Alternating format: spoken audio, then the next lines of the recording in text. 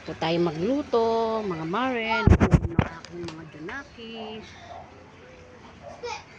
Ayan po natin itong aking inano po. Dito ko lang po same na lang po pinaglutuan ng itong manok.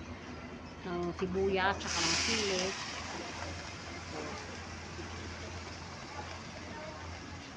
Ayan po mga mare pastel. Anghang po. Ang anak ko mahilig po sa mga maanghang. May sili, may bawang, sibuyas. Umari, nakalimutan ko muna igisa yung aswete bago ko mag-ano. Eh ganito sinalaan ko na lang muna. Lagyan na nga natin tong chicken, mga mare.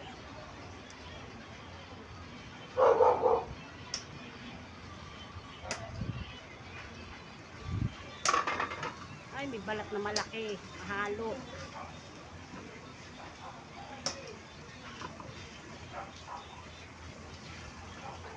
Yun lang po siya sa umpisa, mga mare. Mamaya magmamantika po yan.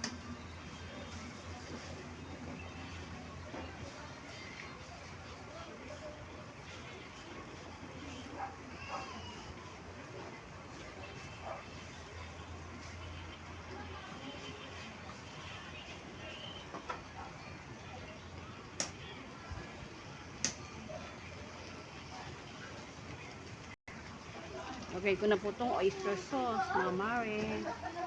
Ayan, pampalasa. Dalawa po yan, oyster sauce, ha.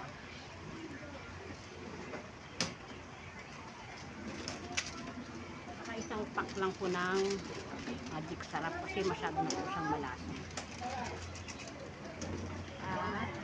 Paminta nga, nak. Ayun na yung may lalagyanan na maliit.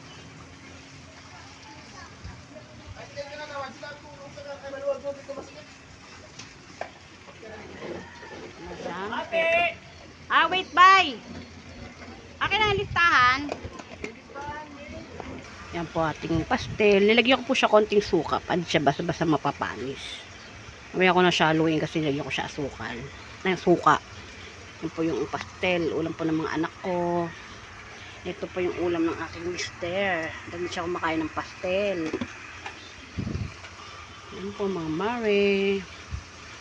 Yan, pwede ko na po siyang haluin.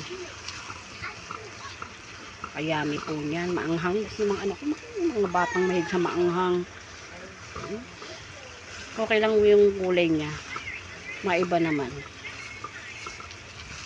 Oh, Diyos ko sa mga taob naman yung mga tako ng mga anak ko nito. Ganda po talaga gamitin sa ganito mga non-stick mga mare. So, hindi siya basta-basta nasusunog.